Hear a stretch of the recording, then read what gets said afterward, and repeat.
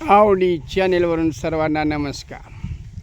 आसमानी संकट, महायुद्धाची झळ, अनेक बाबीमुळं आमचा बळीराजा पूर्णपणे कोलमडून गेलेला आहे. तिसऱ्या लॉटमधील केळी तयार व्हायला लागलेली आहे. हरिओम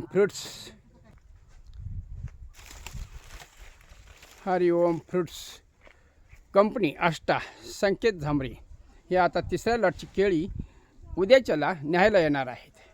आता ज्या केळीचे घड आपण कट केलेले आहेत, कापलेले आहेत आणि पाठवलेले आहेत, त्या केळीच्या संदर्भातील आता आपण काटाकाटी म्हणजे धडा वेगळं शीर करण्याचं कामकाज युद्ध पातळीवर सुरू आहे. पहा, वैशिष्ट्य दाखवतो तुम्हाला.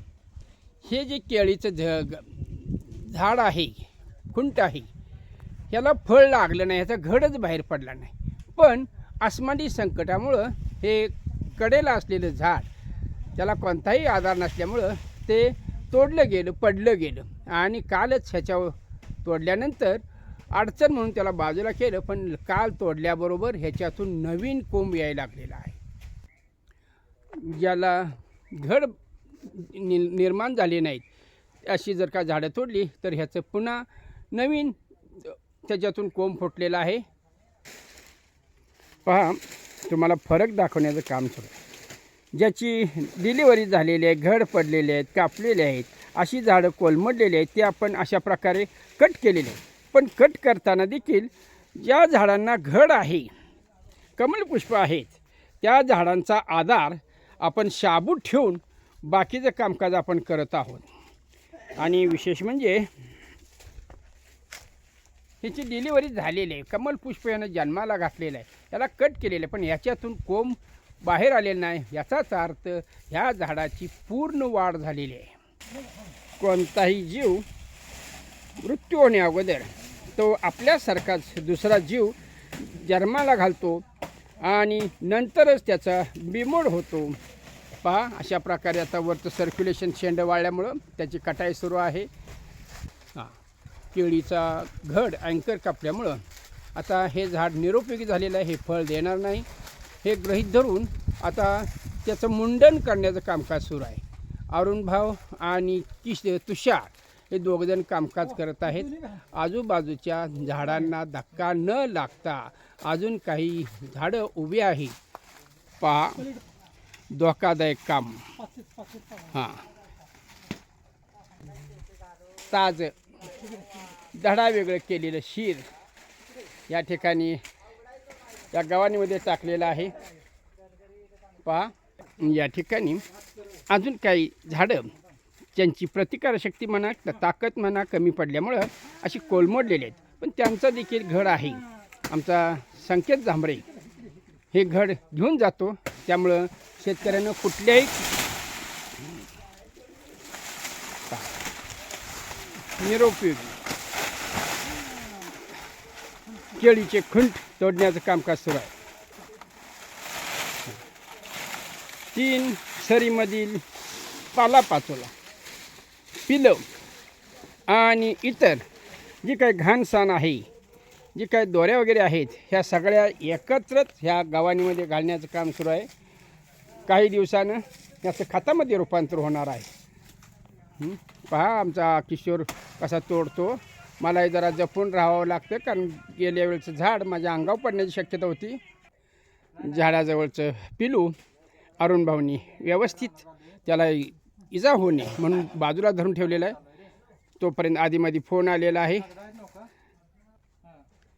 जे घड शिल्लक आहेत ते थोड्या दिवसात घेऊन जाणार आहेत. महायुद्धामुळं शेतकरी संपूर्ण पिकाच्या बाबतीत कोलमडून पडलेला आहे. तरी पण नाविलाज म्हणून तो आपल्यासाठी आणि जगासाठी कामकाज करत आहे. बचेंगे तो और भी लढेंगे, जो होगा वो देखा जाएगा. पहा, धडा वेगळं शीर कसं कोलमडलं जातं आहे. धड उभा राहतं पण शीर खाली कोलमडलं जातं. ओके, ठीक आहे, पहा.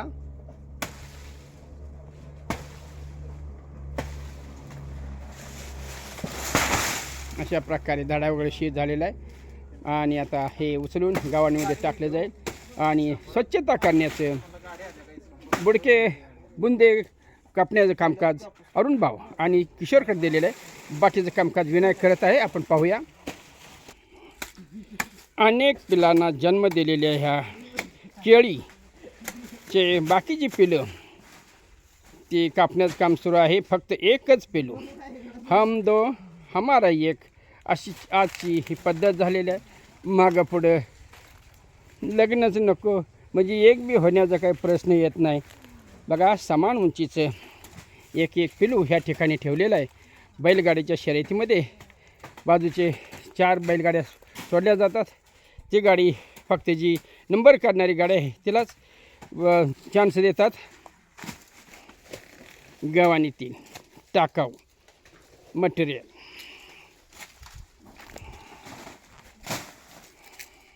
आप्पा, हे पिली कापण्यासाठी कोणकोणत्या गोष्टीची जरा खबरदारी घ्यावी लागते? जे पिल्लू असं भोंड्यावर आहे हां, ते पिल्लू ठेवायचं असतं, बर जेणेकरून आपण परत आऊट करताना लागवड टाकताना ह्याची माती ह्याला लागावी बर आणि ह्याला आधार मातीचा लागावा. असं आहे. त्या हिशोबानं हे पिल्लू ठेवावं. ठीक आहे. बघा, आपण सांगितलेलं आहे जरी 10-12 पिली असली तरी भोंड्याच्या सेंटरवर असणारच आणि चांगलं पिलू ठेवलं जाणार आहे. कारण त्याला पुन्हा कुठल्याही प्रकारची अडचण होऊ नये. जर का असं बाजूचं पिलू जर ठेवलं तर ते कालांतरानं कोलमडणार आहे, घड बाद होणार आहे, केळी बाद होणार आहे. म्हणून विचारपूर्वक एकच बाळ ह्या ठिकाणी ठेवण्याचं कामकाज सुरू आहे. बाबलू शेठ, सत्यजित आणि विनायक ही तिघांची टीम अशा प्रकारे हिने कामाचं वाटप केलेलं आहे. ओके, पहा, जे नव्यानं पिलू जन्माला आलेलं आहे तेच कापलेल्या पिलातून जर का पिलू आला असेल तर त्याला बाजूला करण्याचं कामकाज सुरू आहे. आणि एक प्रकारे आवडी शहरातल्या केळीची बागेची स्वच्छता मोहीम सुरू आहे. ही स्वच्छता मोहीम अहोरात्र 12 महिने सुरू आहे. केळ खायचं आहे तुम्हाला म्हटल्यानंतर आम्हाला बी काहीतरी केलं पाहिजे ना. ओके, पहा, अशा प्रकारे विनायक तो सांगितल्याप्रमाणे कडची जी पिलं आहेत तो कापत आहे आणि जे भोंड्यावर आहे तेच पिलू तो या ठिकाणी ठेवत आहे. यांच्या कामाला पण बेस्ट लक देऊया. जय हिंद, जय महाराष्ट्र.